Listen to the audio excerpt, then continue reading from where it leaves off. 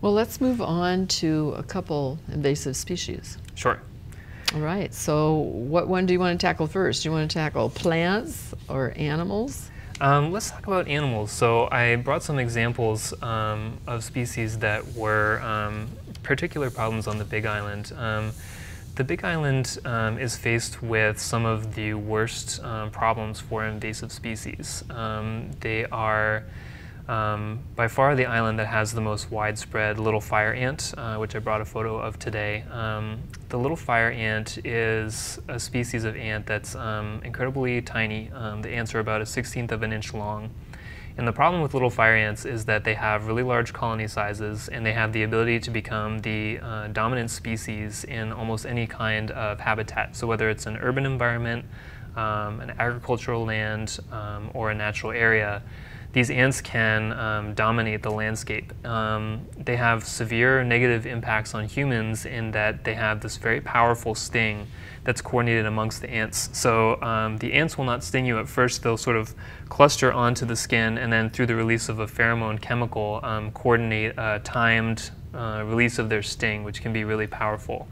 So it's definitely a species that you don't want in your home, and something that you don't want in your yard if you have animals in the yard or kids playing outside. So there's some real negative impacts there. Also for wildlife that can be stung by these ants, that's a negative impact on them as well. So it's a species that is very hard to eradicate once it's established. So on the Big Island, again, along the Hamakua coast at least, it's at a stage where they're not talking necessarily about eradication, but rather management and trying to keep it from spreading. It's also been detected on the Kona side of the Big Island.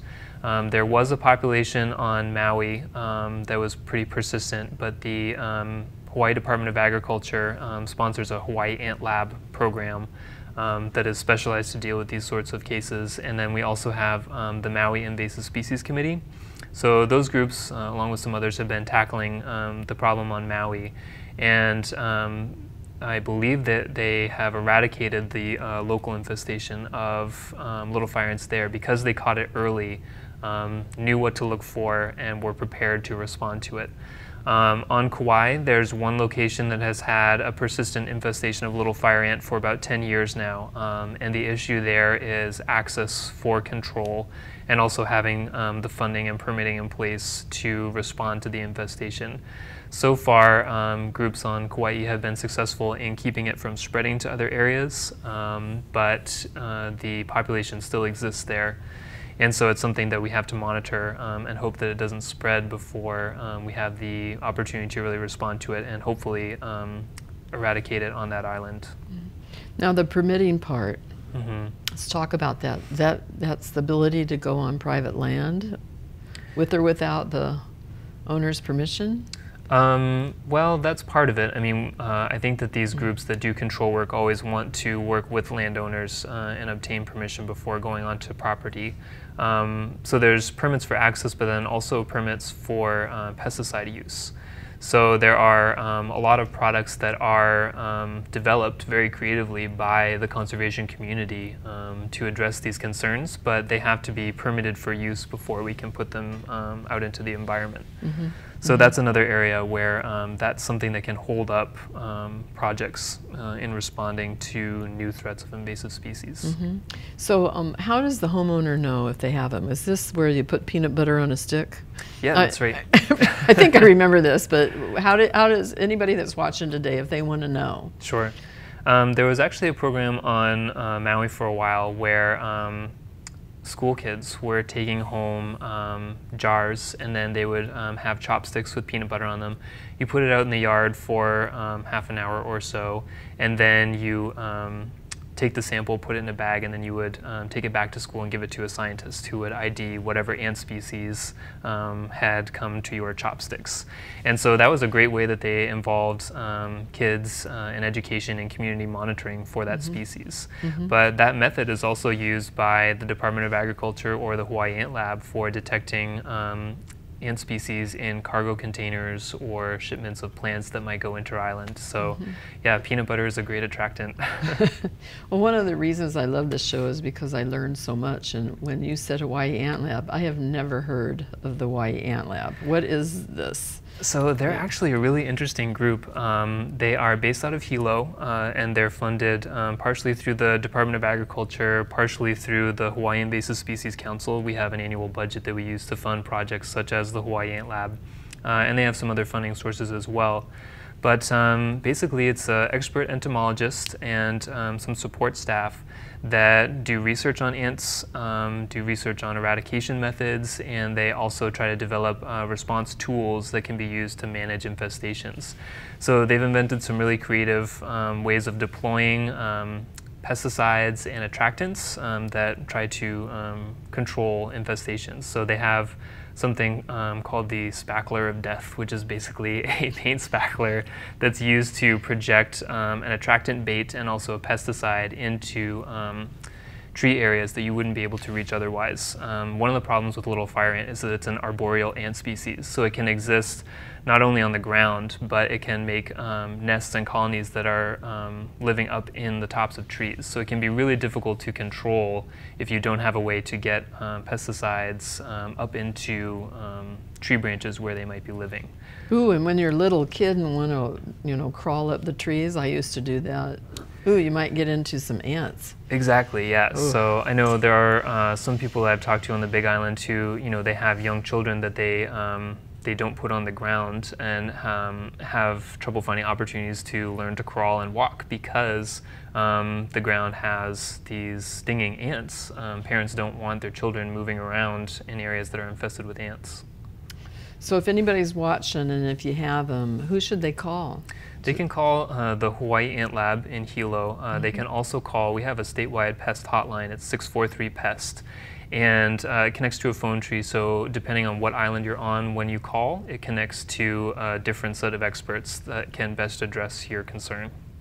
All right, that's important, 643-PEST. Yes, yep. Wow, I bet you get some interesting calls. Have you been getting any calls about snakes? I was a little worried recently because they said in January that there was some snakes here in Oahu. Right. So do people call this number? Yep, yeah, this hotline is also used for snake reports. And I don't get the calls personally, but I talk to the people who do, and yeah, they get snake reports every now and then. And so sometimes it's snake calls from harbor areas where cargo containers are brought in, and snakes might be accidental stowaways with goods that are traded commercially. And then other times, snakes can be released from homes where they're kept as pets illegally. It's not legal to keep a snake as a pet in Hawaii, but sometimes people do anyway. So there's a $200,000 fine associated with that. And sometimes, rather than being caught with that illegal animal, people will release it into the wild.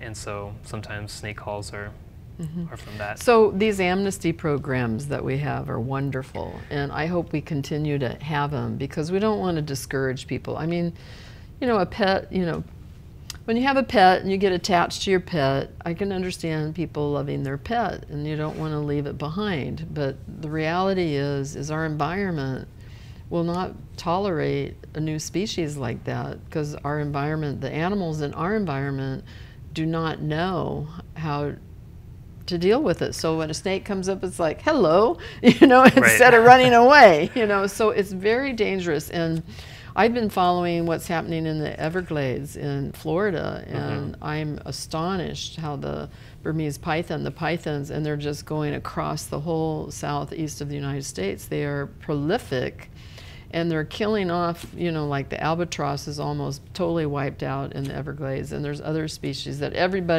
they were always in the Everglades, and they're almost like 1% of the population is left because the pythons have them for lunch and dinner and snacks and the ecological impacts would be similar here. There's no natural predator for snakes in Hawaii. So if snakes were able to establish here, they would be able to reproduce without that natural balance on their population size. So they would do really well. And then the impacts to, say, our native bird populations would be devastating because you have this large snake population. It needs a food source.